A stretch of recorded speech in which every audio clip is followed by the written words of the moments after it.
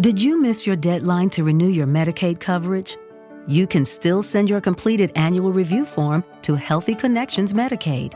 You may be assigned to another health plan, but you can ask to come back to First Choice within 60 days of renewed Medicaid eligibility. It's your family. It's your choice. First Choice is the right choice. Renew and choose us. Visit selecthealthofsc.com/renew to learn more. Lucky Land Casino, asking people, what's the weirdest place you've gotten lucky? Lucky? In line at the deli, I guess? Aha, in my dentist's office. More than once, actually. Do I have to say? Yes, you do. In the car before my kids' PTA meeting. Really? Yes. Excuse me, what's the weirdest place you've gotten lucky? I never win and tell. Well, there you have it. You can get lucky anywhere, playing at LuckyLandSlots.com. Play for free right now. Are you feeling lucky? No purchase necessary. Void where prohibited by law. 18+. Terms and conditions apply. See website for details. First on film and entertainment, and with me is Peter Kraus. I'm Alex First, and it is an exciting time of the year. Happy Hanukkah to all our Jewish listeners. I hope that the year ahead will be much more positive than what we've experienced in recent times, and our hearts go out to anybody and everyone that's been affected on either side of the conflict. And having said all of that, it's just horrible to behold what's happening to the world, Peter Kraus. Yeah, it is. Good morning, Alex. And yes, it is just awful. Hopefully, there'll be some sort of peace agreement, and the hostages will be returned as soon as possible. Absolutely, it's just diabolical. Week after week, we speak about it.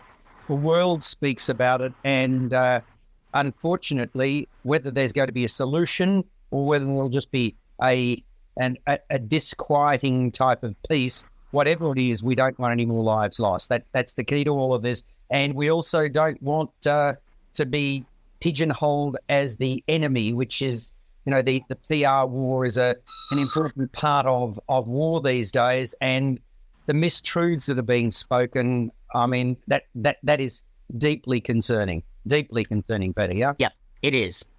Now, let's talk about how exciting it is and why it's exciting. This time of the year, we are shown the films that are going to be Oscar nominated. I know the Oscar nominations haven't been announced, but a lot of the films we are seeing, we were very fortunate, you and I, Peter, to attend the Nova Christmas party. Yep. On what date was it? Thursday? Thursday. It was last Thursday. week. Yeah, and I mean, hats off to Natalie Miller. She's been doing it brilliantly for so long, a doyen of the film industry. When I started, it was she and also Alan Finney. They were the two who were particularly influential, and my heart goes out to both of them.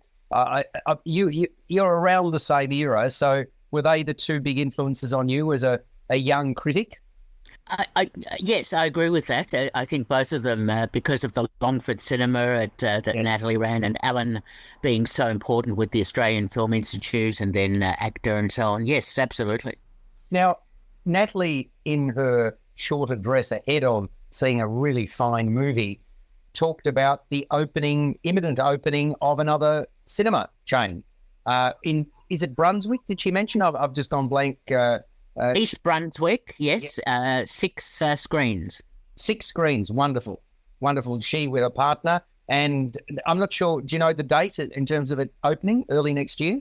I think Christian actually said it was January 11th. They pushed it back from just before Christmas. So, and it's meant to be a combo of food and film. So that's going to be nice. That'll be lovely for people. I don't live anywhere near there. You live with very, very thin walls wherever the walls go up. It's cardboard, isn't it? I think cardboard walls. That is correct. Absolutely. Right. Yes. Straight from the forest. Yeah, haul them on the back of a pickup truck that's about 103 years old. Is that what it's all about, Peter? You've seen my car. Exactly. Quite so.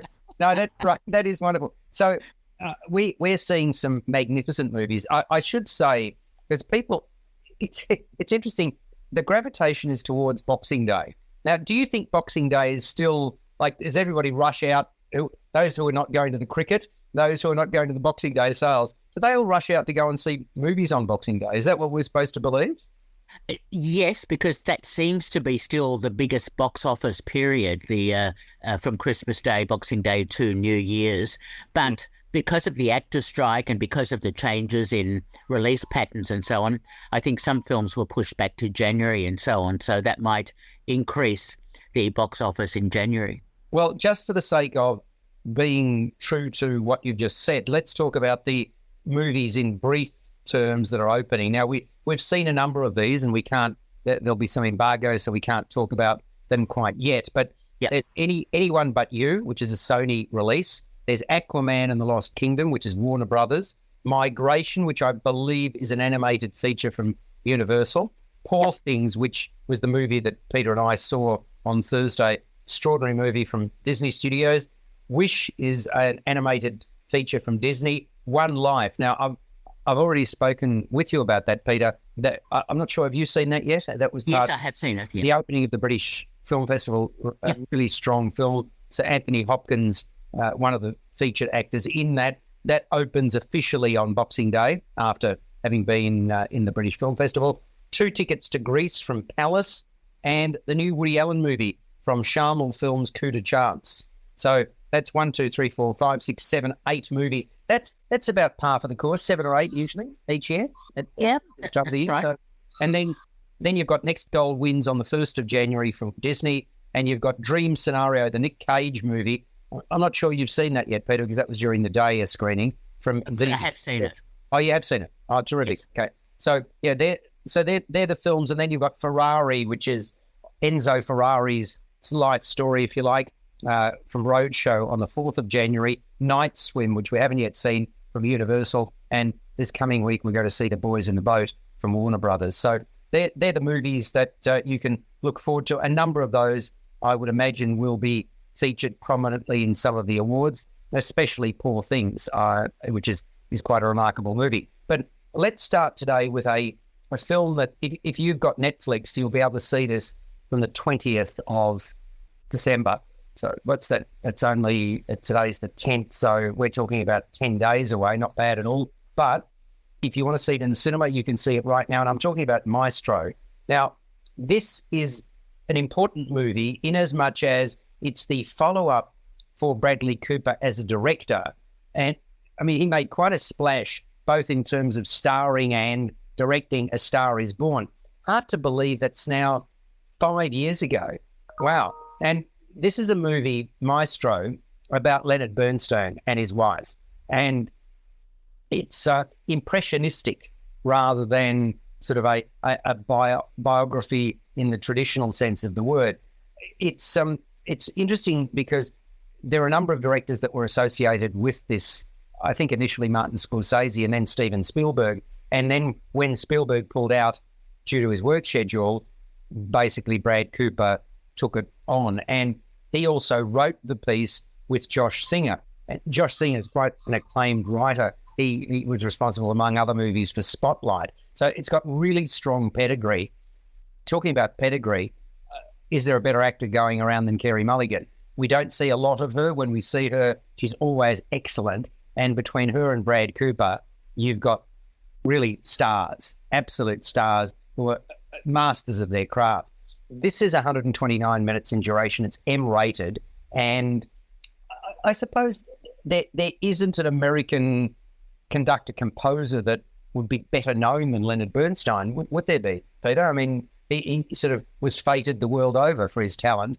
And we're talking about he's a pianist, a teacher, an author, as well as a conductor and composer. And for those who don't recall when he passed away, again, hard to believe, 23 years ago, 1990, he died. He was born in 1918. So he lived to the age of 72. And he enjoyed a really close and loving relationship with his wife, who was a Costa Rican Chilean actress called Felicia Montalegre Con, C-O-H-N. So there was Jewish heritage there. She was noted for her theatrical roles on and off Broadway and for her performances in televised dramas. But behind the scenes, everything was not always rosy. And despite fathering 3 children with Montalegre, who doted on Bernstein, he was more attracted to men than women. He and his wife had an understanding, but there were times when acting upon his impulses caused her frustration and distress. But the pair always connected on an intellectual level, and they did enjoy many happy times together. So this is an artistic retelling of their lives, primarily focused on him. And it starts as Bernstein gets his big break, at the age of 25. That's when, due to circumstances, he steps in at the last moment without rehearsal to lead the New York Philharmonic at Carnegie Hall. And it made national headlines the following day. Bernstein simply loved being around people. He couldn't even countenance, and I found this rather interesting, he couldn't even countenance having the toilet door closed. Right? So he was adored, he was feted wherever he went, and he loved being the centre of attention. Maestro paints Bernstein as a man in constant motion, this bundle of pent-up energy. There's a scene towards the end of the film which shows him conducting an orchestra in a cathedral with wanton abandon. It's draining, full body and mind experience, and it goes to the core of Bernstein's being. And as I mentioned, this is the follow-up to A Star Is Born. It's art house in style. It's as much about look and feel, and I think you can read into that bohemian lifestyle as it is about substance. There's a quote at the beginning of the movie which I think sums it up very well as a film as well, because Bernstein said, a work of art does not answer questions, it provokes them, right? It doesn't answer them, it provokes them. And Cooper and Mulligan make this mesmeric and insightful combination. The start and development of their love story, it's so natural. Their first kiss in a darkened old theatre. There's heat, there's passion, there's conviction in their collective portrayals. And Mulligan ensures that Mrs. Bernstein is seen as no lightweight character. However, she takes more of a back seat. Cooper's the show pony. He plays Bernstein as a man constantly looking for affirmation, which he inevitably receives. Then, 45 minutes in, the mood shifts appreciably as Mrs. Bernstein calls out her husband for, quote-unquote, getting sloppy, with an outward display of affection for the same sex. And later, he addresses rumours, again in quotation marks, with his eldest daughter. It's a really perfect vehicle to showcase Bernstein's intoxicating music.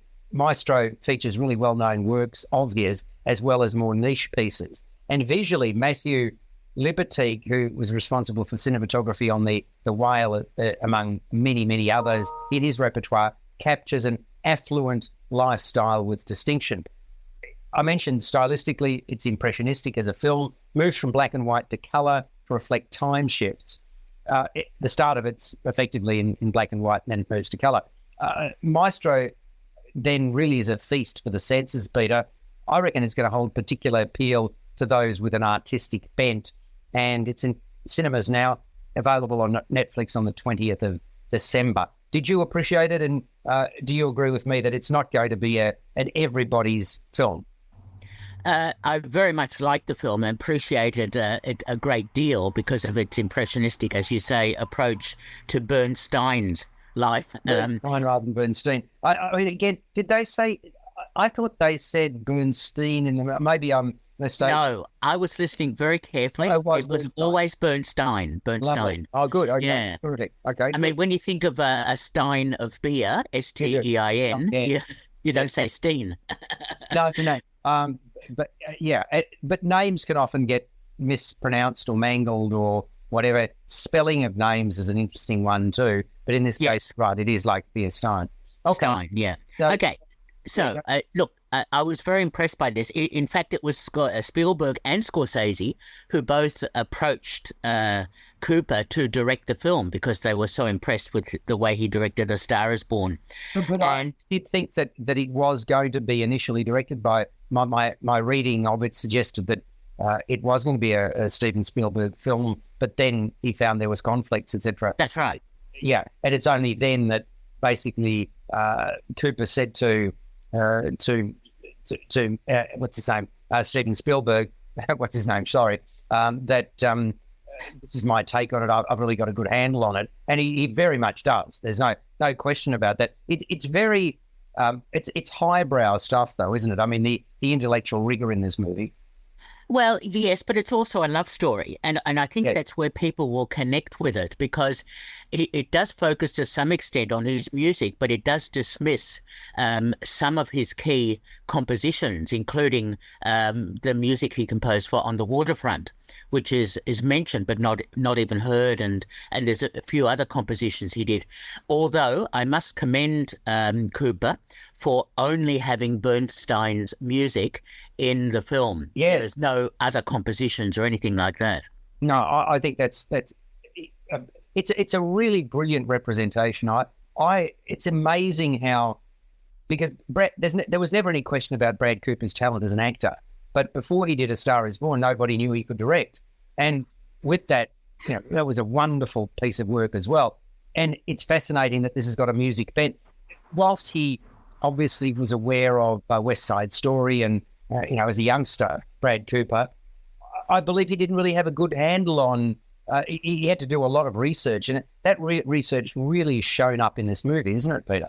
That's exactly right. But don't forget, the shallow sequence in Star Is Born Yes. is what convinced Spielberg to have Cooper as the director of Maestro. So he knows music as well and does. understands them. And I like the way he uses a sort of almost swirling camera work in a lot of the scenes, but also he uses 2 aspect ratios. So he's a bit like Wes Anderson.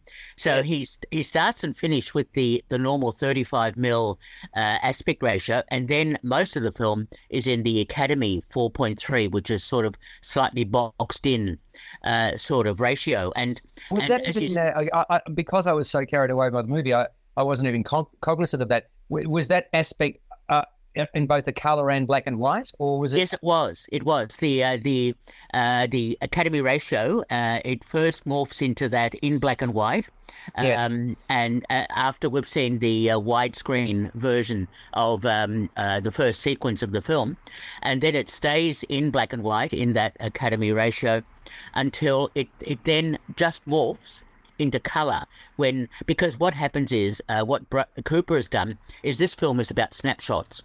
It's about different time periods, so it's not necessarily a continuous narrative.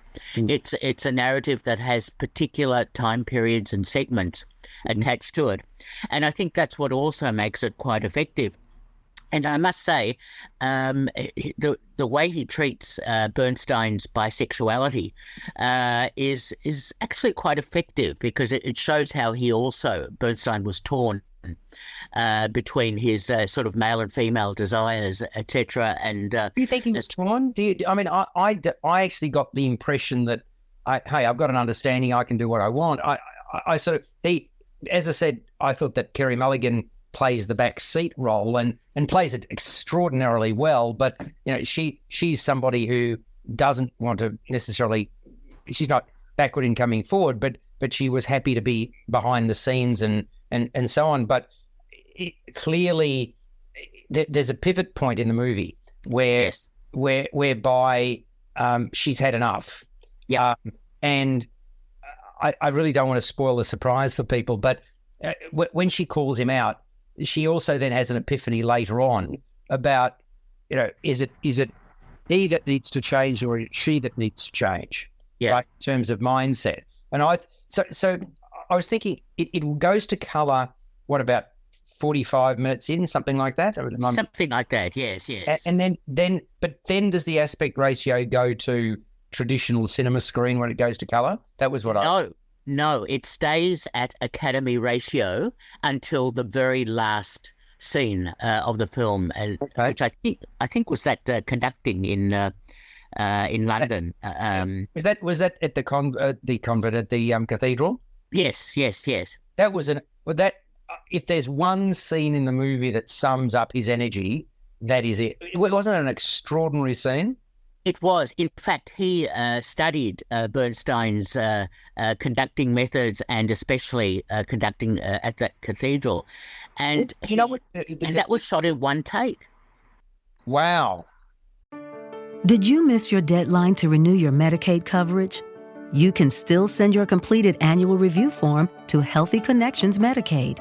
You may be assigned to another health plan, But you can ask to come back to First Choice within 60 days of renewed Medicaid eligibility. It's your family. It's your choice. First Choice is the right choice. Renew and choose us. Visit selecthealthofsc.com/renew to learn more. Okay, round two. Name something that's not boring. A laundry? Ooh, a book club. Computer solitaire, huh? Sorry, we were looking for Chumba Casino. That's right. ChumbaCasino.com has over 100 casino-style games. Join today and play for free for your chance to redeem some serious prizes. ChumbaCasino.com. No purchase necessary. Void where prohibited by law. 18 plus. Terms and conditions apply. See website for details. Really? Yes. The other aspect, that they've aged him very well. They've aged both of the actors very well. I thought. Do you know which cathedral that is in? Because it's stunning. I think I've seen it, but I just don't recall. I honestly didn't look it up either. Do you know? No, it's one I've not heard of. So I'm not so familiar with it. Oh, okay. So maybe I haven't seen it. It's I presume you've you've gone to Europe many times, but the churches, the cathedrals are amazing. Architecturally, they're amazing. The height in them and the space and the windows and so on. And I thought that was one of the most intoxicating scenes in a movie I've seen this year. Yeah, it was really special, wasn't it? Yes. Absolutely, absolutely. It was, the whole thing was very well directed, and what also impressed me is that at the end credits we see and hear two things. One is the real Leonard Bernstein, and secondly, most of the music he composed for Candide, which is such a fantastic score, is featured in the end credits. So hats off to Cooper for doing that. I just wish he had included a bit more of some of his earlier music, including, as I mentioned, On the Waterfront and so on. He's never seen without a cigarette in his hands. Yes. I was like, oh my God, the Quit campaign really needs to get onto this movie. It is just, it's horrible to see. As a vehement non-smoker, I understand it's reflecting a time period. I've spoken to you about this before, Peter, that when I go along to the theatre, so often in an enclosed space, they smoke, and it drives me nuts because it stinks. And I know that these are herbal cigarettes, but yes, the jury's out on whether they're dangerous as well. So they're imperiling their lives as actors potentially, and they're imperiling our lives as people who go along and see theatre without wanting to get a gobful. So it's interesting. Yeah, I mean, they don't contain anything carcinogenic, those herbal really? cigarettes. So really? Yeah, no, they're quite safe because they're used a lot in movies and so on. And I don't think there's any problem with them. Well, but I don't. Can you think of a movie where there was smoked more? I can't, than Maestro. Oh my goodness, Romance and Cigarettes comes to mind immediately. Okay. Well, but was there a character that didn't smoke in Maestro? Like, it was kind of like a rite of passage, wasn't it? It was. But unfortunately, there's the sad aspect of that in terms of Carey Mulligan, yeah. Well, not just Carey Mulligan. Her character, I mean. No, yeah, but no, not just. It was also, if I'm not mistaken, didn't Bernstein die of mesothelioma, which again could have been contributed to by cigarettes? Yes. I might be mistaken, but because he died relatively young at 72, as mentioned at the outset. It's interesting how much conversation this movie does spark, because there are so many aspects to it, right? Where we've talked about the artistic representation, the cinematography. He's one of the great cinematographers, Matthew Liberty. You look at his CV. Oh my golly, it's huge. He did Black Swan, didn't he? I think, from yes, amongst other things. And it's interesting because, I mean, let's be honest, they lived a pretty luxurious lifestyle, didn't they? Yes. It shows that off so nicely. It's and you've got the outdoor shots, you've got the indoor shots, they're equally compelling. The home that they share, that going onto sort of open fields, all of that stuff is very, very special. I got to say that I got an incredibly favourable impression of Felicia Montilgra Con, the Carey Mulligan character. She really is incredibly patient and very talented, seemingly in her own right. Because I had you seen any of her work? I hadn't. I wasn't familiar with her as an actor. Carey Mulligan. Oh, in an education. No. I'm talking about the actor. Oh, Felicia. Felicia, yeah. No, I hadn't heard of her. No. Mulligan is one of my favourites of all time. Whenever I see her, I long to see pictures that. It's interesting. There's a number of actors that can assume the identities of the characters they're playing, and that's the sign of a great actor. There's many, but our own Cate Blanchett is a good example of that.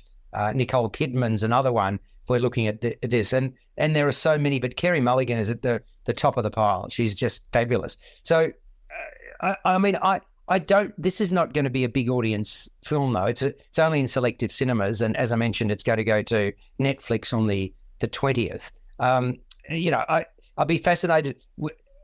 I suppose some people will see it because of Brad Cooper, and I wonder whether if you're expecting a mainstream performance, then you might be surprised. Correct? Yes, I think so, but I don't know. I think this film has certain qualities that will see it hang around, even though it's going to Netflix. And it's interesting to compare it with. I think it's going to Netflix, but I just what I'm saying is I don't think it's going to have broad-based appeal. I'm not so sure about that. Well, I just think the impressionistic nature of it will not appeal to some people. That's what I'm getting at. I mean, some people like impressionism, and others find it hard to take. Well, as I said, it is also a love story. It's also Bradley Cooper, who does appeal to a lot of people, and I think the storytelling is fairly strong.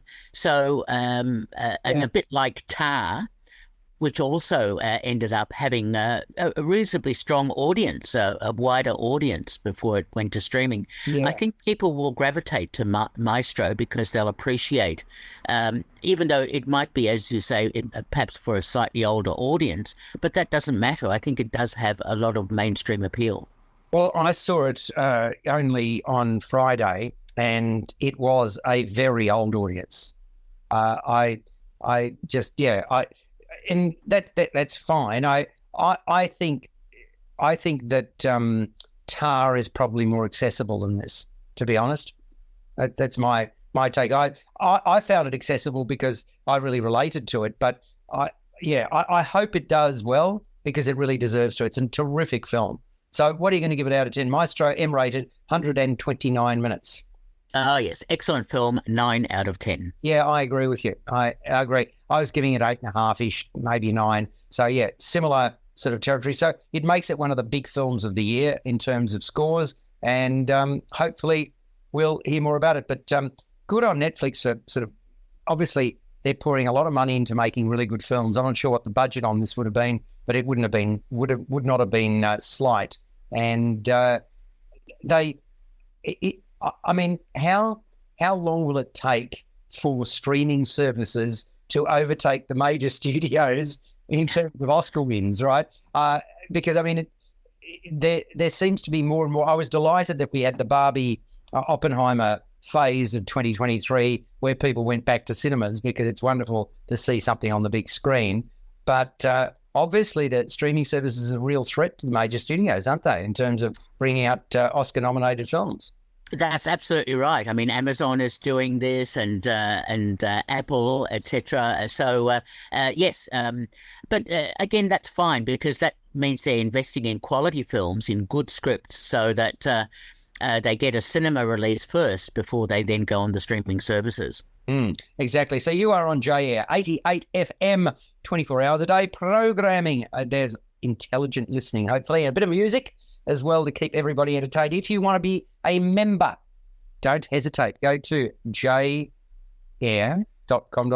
and you are going to then be able to subscribe for $54 a year.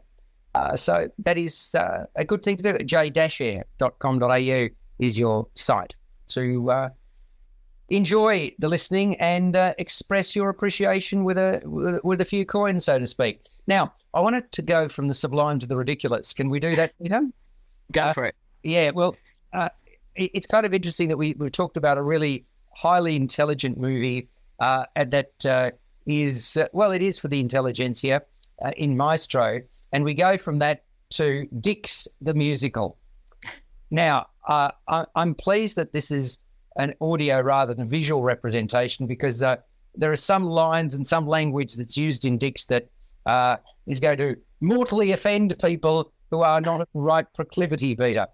And this is only an 86-minute movie. It's rated MA for very good reason. And, it is quite some movie. I mean, you've got to approach Dix the Musical with an open mind. If you do, you can revel in it. Otherwise, you could be shooting off an angry email to the Australian Classification Board for having the temerity to even consider registering the movie. That's well, it is that sort of film. There's no question. Look, the guy who directed Borat and Bruno, Larry Charles, he can hardly be accused of playing it safe. And so it is with this one. It's a hard swearing, politically incorrect comedy which will delight those sick and tired of woke, right? So it's the cinematic adaptation of a musical stage play, and I can't even pronounce the first word of that musical stage play on this family program, Peter. Let's just call it Effing Identical Twins, the Musical. That was the name of it. Yep. I'm sure you didn't see it in the theatre, did you? No, I just missed it. It's not by that much, yeah. I'm not sure that it's actually played here in Australia. Anyway, I don't think it has. It's by Aaron Jackson and Josh Sharp, and let's just say they are not backward in coming forward.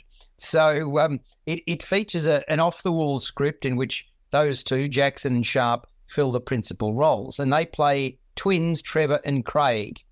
Now, good old Trevor and Craig were separated at birth, neither of whom know that the other actually exists. And individually, they're highly sexed, heterosexuals, and they're mighty successful in business. When their two companies merge, they meet one another for the first time since they were in the crib. And without knowing who the other is, they are immediately competitive. Once the penny drops, though, that they are in fact brothers, they become inseparable. Both were brought up by individual parents, and they hatch a plan for their folks to get together again. Only, well, as the saying goes that the best laid plans of mice and men. And it turns out that how do I put this nicely? They've got Fruit Loops for parents, Peter. They do. Absolutely. They've got iced Vovos on top of Fruit Loops. Now, the mum, whose name is Evelyn, played by Megan Mullally, speaks to inanimate objects. Of course, yes. She's wheelchair bound, and she there's no nice way of saying this. She lost her vagina. Very careless of her, Peter. I kid you not. So the dad. Now, at this point, I think a lot of people are switching off the radio. Right? Please don't. Please persevere. Now, the dad, whose name is Harris, played by Nathan Lane, made it his life's journey to care for a pair of ugly, bizarre, caged creatures with sharp teeth. These are manufactured things. And he actually drops the news that he's gay. This whole exercise in togetherness is overseen by a homosexual Asian figure that calls himself God. So he's a character all of his own as well. Very colourful. Anyway, if all of what I've said sounds like deranged claptrap, it is. But it's also ridiculously funny at times. It's forever pushing the envelope. It's always done tongue-in-cheek. And this is a movie that sets out to offend and provoke. Musically, I thought the songs through which part of the plot unfolds are quite melodious. I think some of them are really strong. The talent, by the way, has a wow of a time.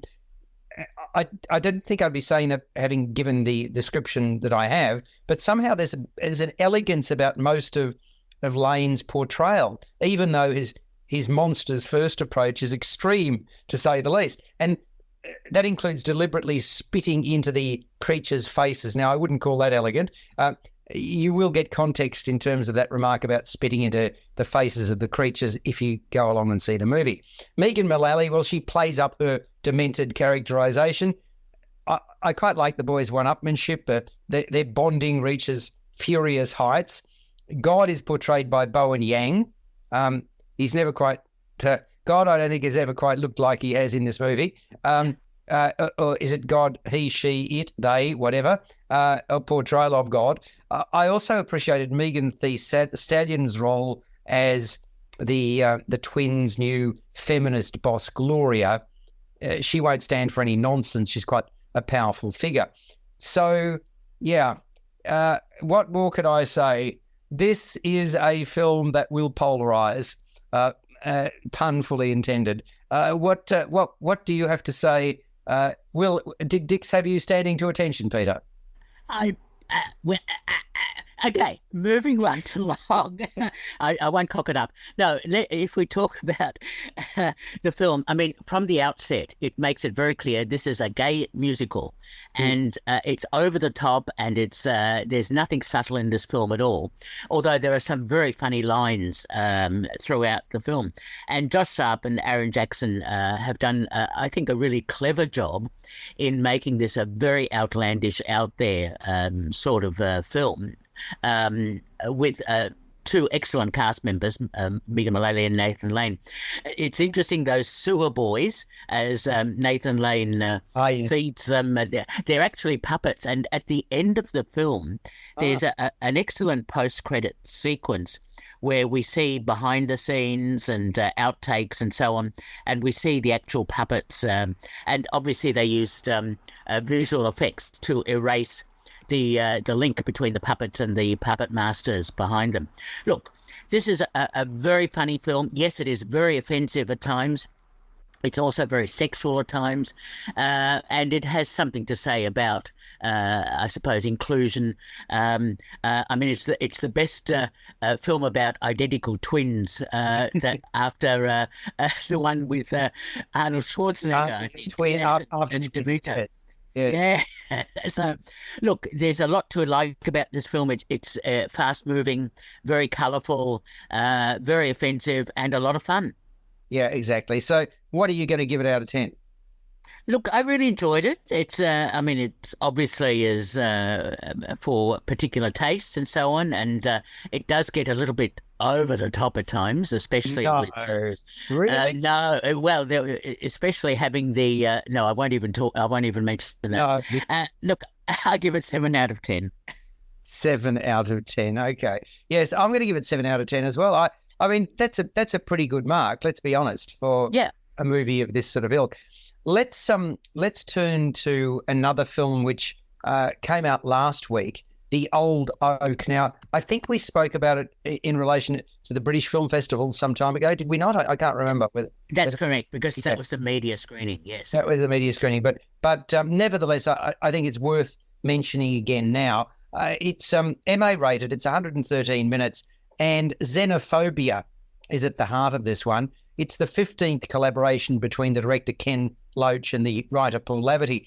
Now, the director said this is going to be his last film because he's, well into his 80s, is he? Something of that? 82, I think. Right, okay. Look, whether it is indeed, only time will tell. But the title, by the way, it's the name of a pub in the northeast of England, which is a popular watering hole that's seen better days. And it's operated by a down-to-earth publican called TJ Ballantyne. Dave Turner plays him, who's struggling to make ends meet, like most residents of the impoverished town. It's never recovered since the demise of the mining industry. And we're talking at 2016, by the way. You've got an influx of Syrian refugees that's not welcomed. And that adds pressure. It changes the dynamic. One of the refugees is a respectful young woman called Yara, played by Ebla Mary. She speaks very English very, very well. And she learned the language while volunteering to help foreign nurses as she and her family lived in a refugee camp for a couple of years after escaping her war-torn nation. Her father, who was a tailor, was taken by the state-sponsored militia and is now missing, presumed dead.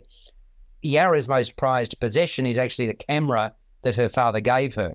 And when she exits the bus on arriving in her new home, the camera's taken, toyed with and broken by an outspoken local who's upset that she's taken his photo from the bus window. And that sets in train a chain of events that sees kind-hearted but determined Yarra interact with and befriend TJ Ballantyne, the publican, and I should say eventually many others in town as well. And in doing so, TJ Ballantyne cops the ire of many of the bar's regulars, including a mate that he went to school with. And this fallout bubbles over after TJ agrees to fix up the pub's shabby back room, which has laid dormant for 20 years. And the purpose of doing so is to facilitate integration.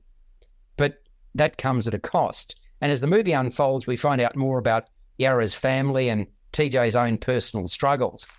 It's gritty, it's working class. That describes Ken Loach's body of work.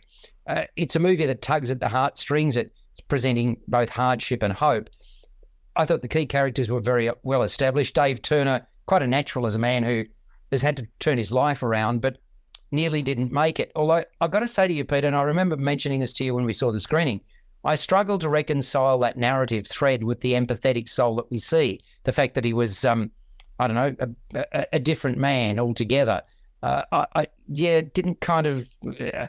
found that hard. Anyway, Ebla Mary makes a favourable impression as the measured Syrian who wants the best for everyone. Hers is a rather low-key portrayal of a woman who's experienced a great deal of pain and heartbreak. Claire Rogerson impressed me as the enthusiastic Laura. She works with Yarra and TJ to propagate the Syrians' integration into the community. And look, whilst I did appreciate and was quite moved by The Old Oak, this is where you and I might differ, but I could feel myself being manipulated. I could foretell the chess pieces being shifted for dramatic effect, which I wish I couldn't, because the best movies allow me to just go on the journey without being conscious of going on the journey. Still, I wouldn't say you should take that to mean I question the film's intent or the focus on the evocative subject matter. I applaud that. It remains emotionally wrought, The Old Oak, throughout, and it does carry a message of the benefits of integration and solidarity. So a bit of a mixed bag for me in The Old Oak. Did you have any concerns similar to mine or not? No, I didn't. I accepted the publican's character, that he has changed and wants to fit in with the community, etc. Despite his past, I didn't find that a problem.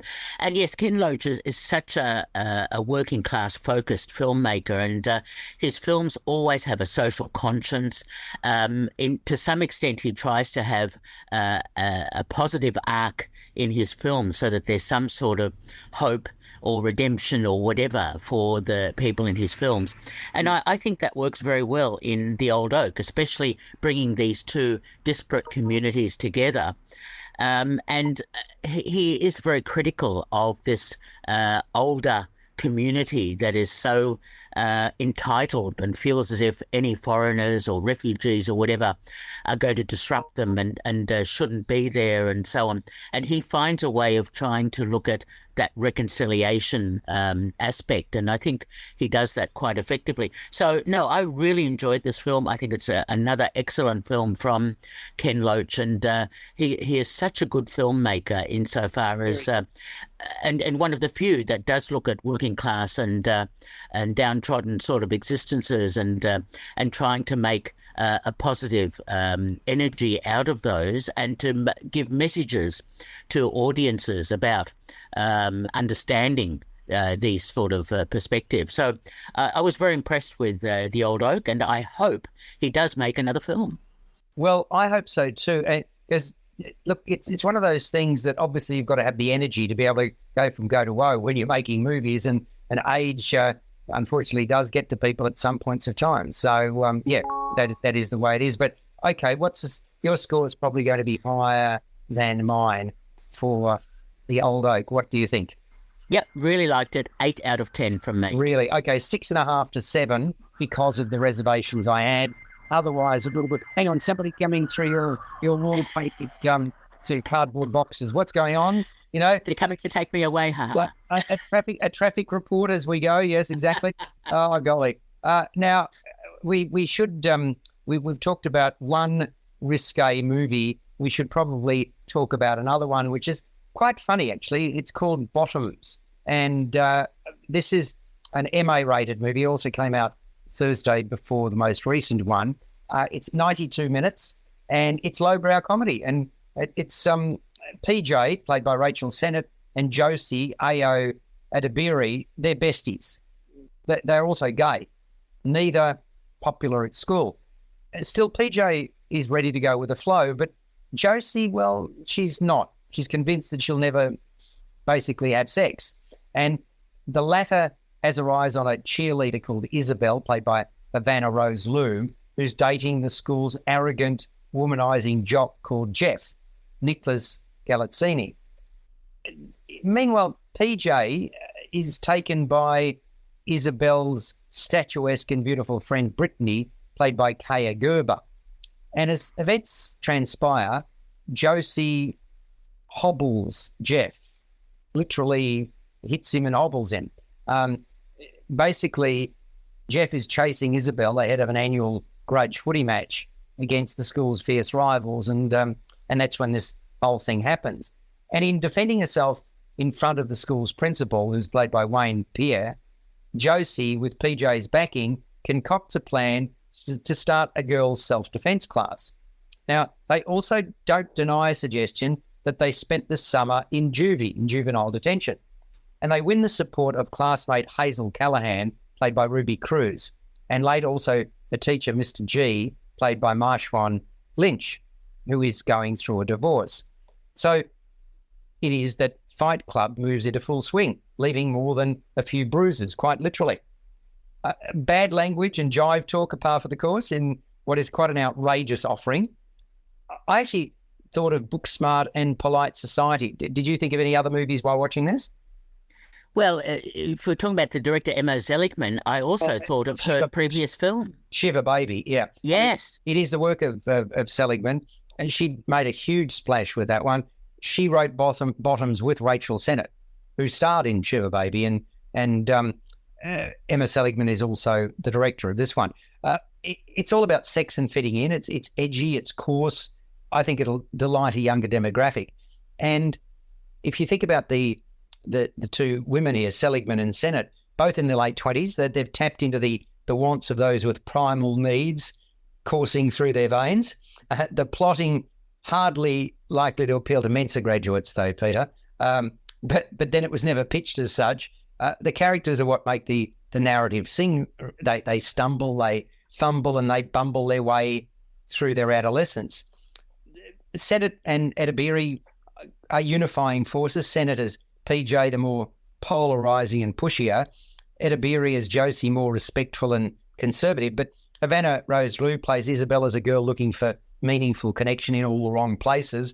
And Kaya Gerber is, well, I'd call her a pretty adornment as Brittany. So arguably the most interesting character is Rachel Callahan. Ruby Cruz injects an air of mystery into her realisation.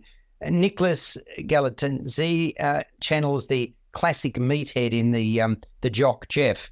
Wayne Pierre clearly believes in the bastardised adage, nothing exceeds like excess, in breathing life into the principal in this movie.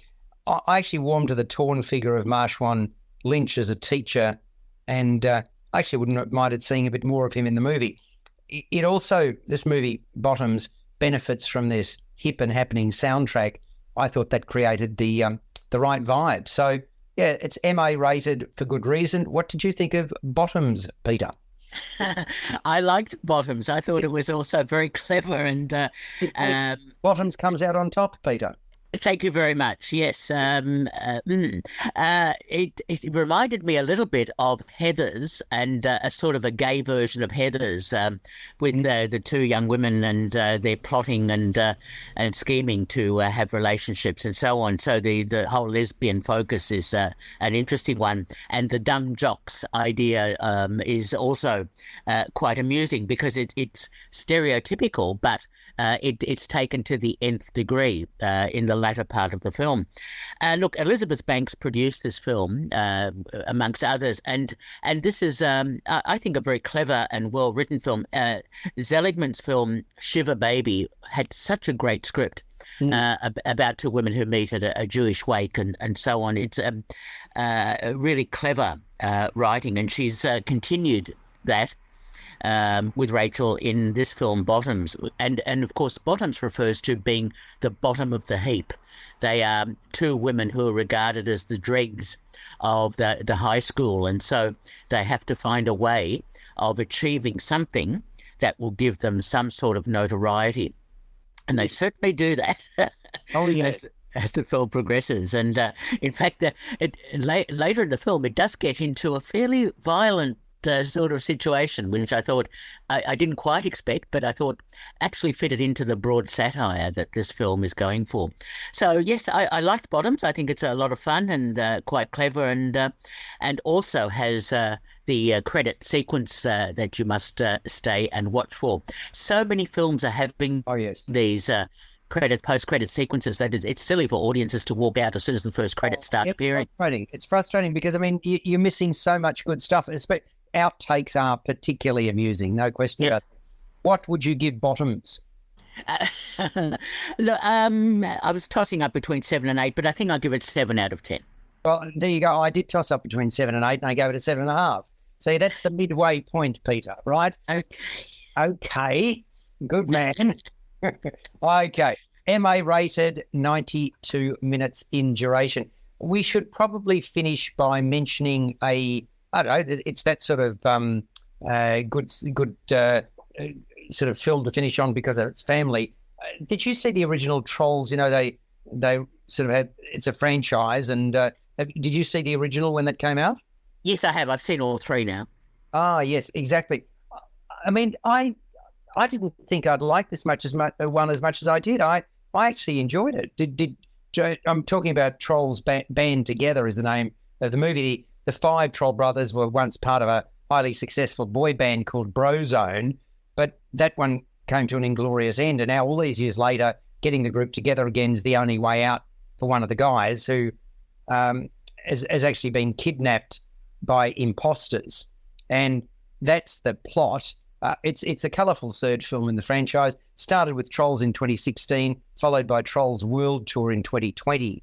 And it starts Trolls Band Together with a recap of why the band split. Mentioned that they came to an inglorious end, and it had everything to do with the older brother, John Dory, who's voiced by Eric Andre, his demanding ways and also his search for perfection. So each of the bros then went their own way, and the youngest of them, called Branch, voiced by Justin Timberlake, left to care for their grandmother. And he basically was expecting them all to be reunited, but that never happened. And now he's all grown up, living his best life with his dedicated girlfriend, who's a gregarious overtalker called Poppy, voiced by Anna Kendrick. She has no idea of Branch's past, but that changes when, out of the blue, he receives an unexpected visit from his oldest brother, John Dory.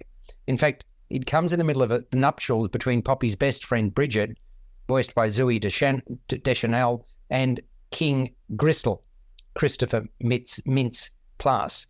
Dory gives Branch the shocking news that the brother that Branch was closest to, his name's Floyd, voiced by Troye Sivan, is being held captive and bit by bit drained of his musical talents, as if that's something you can drain. But anyway, the nefarious act has been perpetrated by the hottest new duo going around, a brother and sister act called Velvet, Amy Schumer. It's Velvet and Veneer. Velvet voiced by Amy Schumer and Veneer by Andrew Rannells. Probably the best way to understand this brother and sister duo, Velvet and Veneer, is to think Milli Vanilli, right, when they're impersonating singers. they've trapped Floyd, that brother that Branch is closest to, in a blue diamond, and they drain his musical ability every time they sing.